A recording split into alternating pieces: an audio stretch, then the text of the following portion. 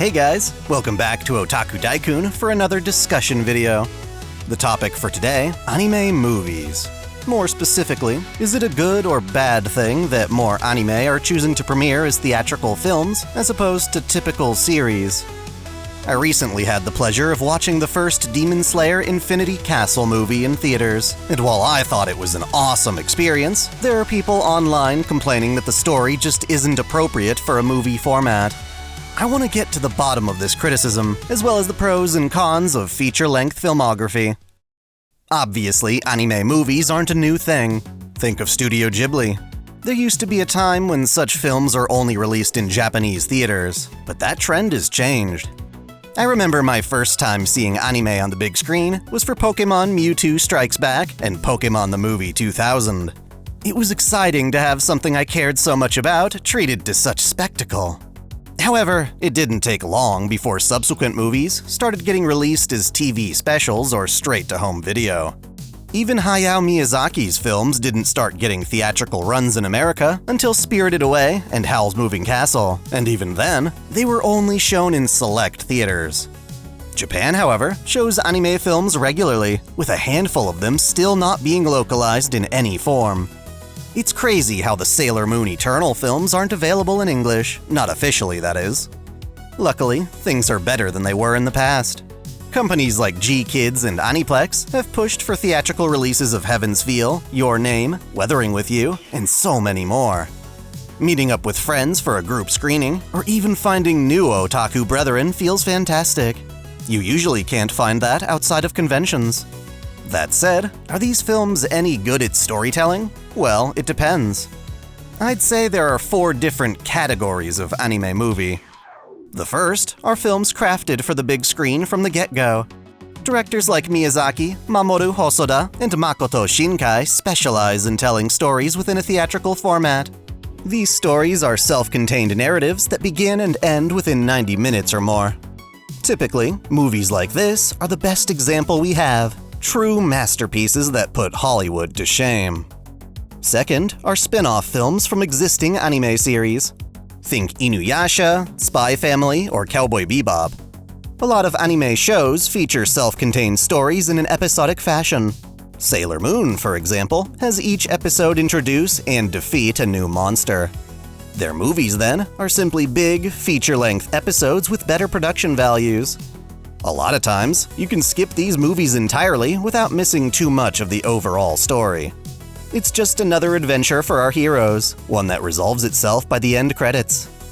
People have said that these don't really feel like movies, and I suppose I understand their sentiment. Let's come back to that idea later on. My least favorite type of anime movie is the compilation film, where a bunch of already finished episodes are edited together into movie form.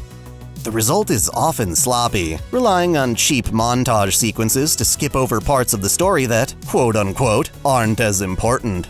Except, if those parts aren't important, why bother making them in the first place? I showed one of my friends the 2 Gurren Lagann movies when they returned to theaters for their 10th anniversary. I suppose my friend was able to get the basic outline of the story, but there's just no way he could appreciate all the characters and their growth without the added runtime. That cut content wasn't filler.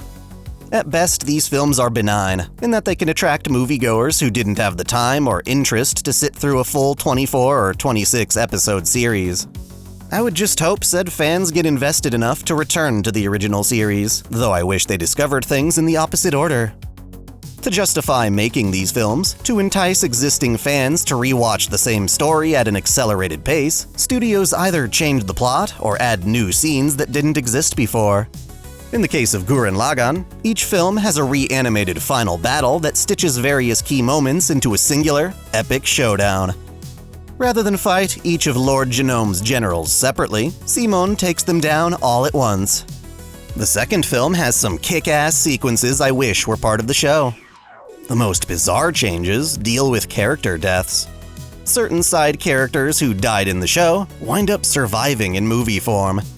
I suspect the creators either regretted killing them off in the first place, or their deaths weren't worth wasting runtime on. Seriously, imagine being so unimportant to the overall story that it's easier just to keep you alive so nobody has to explain how you died. Macross Frontier did this with its movies while drastically altering the ending. Our protagonist Raito ended the show continuing his love triangle between Ranka Lee and Cheryl Nome. The films seem to imply that, of the two heroines, Cheryl wins out, kinda. Code Geass used its movies to set up an alternate timeline for future works.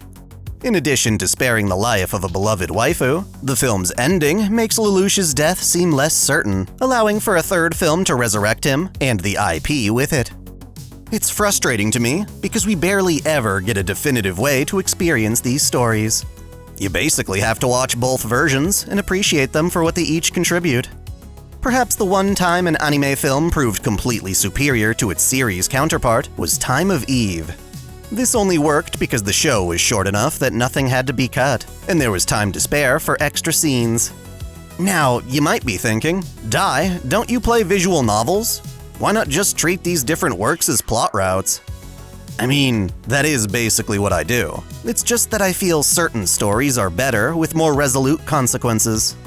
You inevitably lose a hint of emotional investment when you accept that everything happening in the story, both good and bad, can be swapped out for a different timeline.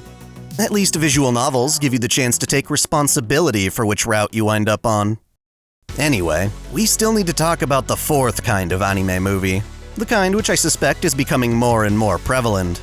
These are cases where studios adapt a story as a movie when they would have originally done it as a series. The Demon Slayer films fall into this category because they aren't spin-offs. They advance the main narrative, hopping between film and TV seasons as the studio sees fit. Made in Abyss is much the same. You've got to watch Season 1, then a movie, and back to Season 2 as the story progresses. These films aren't written from the ground up to use this format. They're adaptations of existing works, so it's a matter of choosing whichever format best suits the original story, or at least it should be. Most of the time, given how lengthy manga and light novels are, TV shows wind up being ideal. In theory, you can just make as many episodes as needed to faithfully adapt the source. If successful enough, your anime could be like Attack on Titan, making like 100 final seasons to finally reach the end. That's harder to justify for entire movies, or at least it used to be. Then Demon Slayer Mugen Train came around and changed the meta. The film's record-breaking success has inspired other studios to follow suit, feeling it's worth the risk if they too can rake in that kind of cash. From a business perspective, it makes perfect sense. If you can justify the cost, you can show the film in theaters worldwide. Then, just like any other anime, you can release it via streaming and home video. Not even the pandemic was enough to stop fans from rushing in for Mugen Train, and without that restriction, Infinity Castle is dwarfing even those profits. I'm pretty sure the Reze arc from Chainsaw Man could have been released as a second season, but instead they're going the movie route. We should anticipate seeing more examples like this pop up in the future. Of course, the money dictates what'll actually happen, but for me, the more important question is whether this is what's best for storytelling. Let's consider the pros and cons of this new development. Fate Stay Night ran so Demon Slayer could fly. Type Moon's visual novel has been adapted into 4 different movies.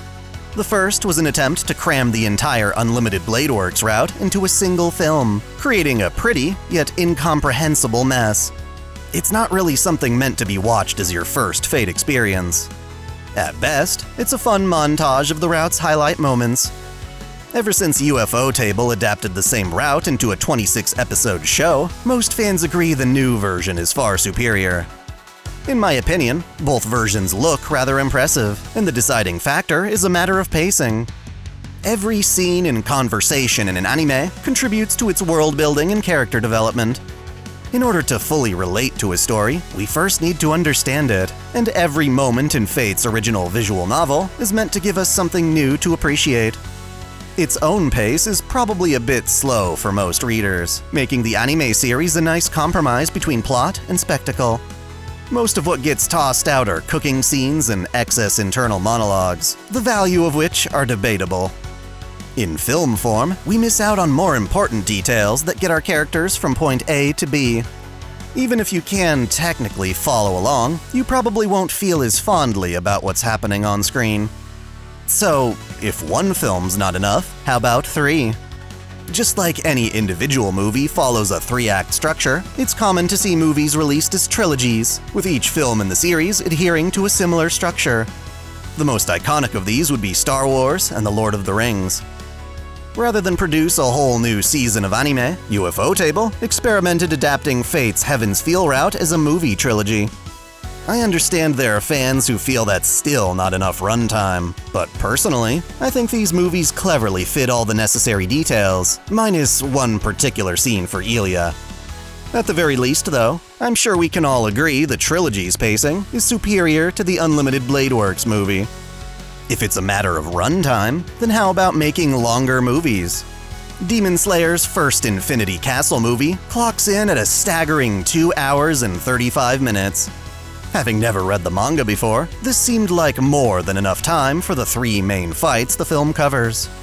Just to be sure though, I went through that section of the manga and was surprised to find that the movie not only covers every single moment, panel for panel, but also adds even more detail.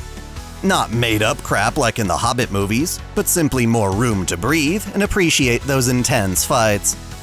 This shows, at the very least, it's possible to make these movies incredibly faithful, assuming you make enough of them and you make them long enough. Right away, that eliminates the biggest potential downside I can think of. So what's the merit of Ufotable making these films? Once you see it for yourself, the answer's obvious: spectacle. To be fair, this studio is known for making gorgeous anime shows too, but Infinity Castle is on a whole other level. The production values are insane. Every second of its runtime is pure sakuga. It's got a full orchestral score composed by Yuki Kajiura with a theme song by Emma. The audio makes full use of Dolby Atmos and surround sound, which is leaps and bounds more clear and immersive than the shitty speakers on most phones or tablets. Even if you've got a nice home theater setup, it can't truly compete. As far as I'm concerned, if you have a favorite manga, this is the best possible treatment it could get. Again though, the main criticism I see is that the film doesn't really feel like a movie, or doesn't do enough to justify being a movie. As some have said, it's just a longer episode that happens to be released in theaters. The latter take is bullshit, given the insane animation and soundtrack. The former, however, is fascinating. What does a movie even feel like? Even if it were just an extended episode, why would that be a bad thing? Well, Hollywood cinema is built off the aesthetic of blockbusters, major works built from the ground up to be movies. They often have a clearly defined beginning, middle, and end. Infinity Castle does not. It immediately picks up from the show's dramatic cliffhanger and assumes the audience knows exactly what came before. It doesn't bring an entire character arc from start to finish, but simply resumes what's been established prior, and ends with the understanding that there's more of the story left to tell. To settle this part of the debate, I can think of 2 beloved films that do the exact same thing: Empire Strikes Back and Two Towers. It makes sense, given they all take place in the middle of their respective sagas, but if they count as legit films, a lot of times people's favorites, so should Infinity Castle. Nah, a more legit criticism in my eyes is the release schedule.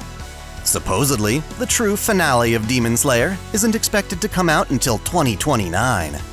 That really sucks. Even though I think the films are worth the wait, breaking the story up this much definitely stifles their momentum. It's already bad enough when seasonal anime split their seasons into multiple cours. I suppose it's a necessary evil though. If we want production to be this impressive, we've got to wait for it. It's a matter of quality over quantity. The worst part isn't even the wait, but rather the realization that there are plenty of other projects not getting made because studios are pouring all their money into their cash cows. Before Infinity Castle was ever announced, Ufotable announced they'd be making a Witch on the Holy Night movie, and we haven't heard any news about it ever since. They also teased a Genshin Impact anime, and who knows if that's still being worked on. I get why though. I adore those Heaven's Feel movies, but its best performing entry has reportedly only earned $19 million at the box office worldwide. Mugen Train, however, grossed around $486 million, in a whole other order of magnitude. Hopefully you realize this doesn't make Demon Slayer better than Fate. This is simply what happens when our subjective entertainment is made into a popularity contest. Thus, even though it's obvious studios will want to prioritize their best-earning IPs, I still want them to give that same level of care and love to other projects. One of the things I love about anime is its diverse range of stories. There's a whole world of great material that often gets hidden away by the top-ranking battle shonen. I guess, at the end of the day, I wish every anime had the opportunity to get the Demon Slayer treatment. By that, I mean taking enough time to ensure the story is done justice, with brilliant animation and stunning audio. Right now, I feel the industry pumps out too much slop that looks cheap, which is a shame when you can imagine how much better they could have looked with enough time, talent, and investment. Turns out, the important thing isn't whether the adaptation is a movie or not. It doesn't matter whether a movie feels like conventional cinema or a normal episode on steroids. As long as the story isn't rushed, I fully embrace the idea of getting more films like this. It's refreshing to see, in an age where Hollywood blockbusters are just a shadow of their former selves. It's ironic, given how anime started off being a much cheaper, more efficient alternative to Disney. My, how the tables have turned. That's enough of my ranting. I want to hear what you guys think. Are you excited for more anime to go the route of cinema, or do you worry that luxury will only be reserved for the most popular franchises? Would you prefer these stories be told as TV shows instead, like they've always been? Which anime do you wish could get the Demon Slayer treatment? Of the different categories of anime movies I mentioned at the start, which is your favorite? Let me know in the comments below, and until next time, celebrate your fandom. I want to give a special shout out to all my $10 and up supporters: Video Gamer 75, Dante Pendragon, Mystic Samurai 1983, Stephen Elak, Otaku Mom, Freebrick, Alexis Yukio Gomez Yamato, Lunarworks, Link Pendrago, Observer Bellis, James Hewitt, Uncanny EXP, Crow Calum, Sal Soto, Tristan Riggin, Major, Matao Mataru, Winter's Edge, Sneer Cachette, Sunbro Torian, Foxbox, Caitlin P, Sith Lord 906, Vladimirovna, The Taz 96, Kengo X 77, Alistair Bernadotte, and Reason 99. Thank you all so much.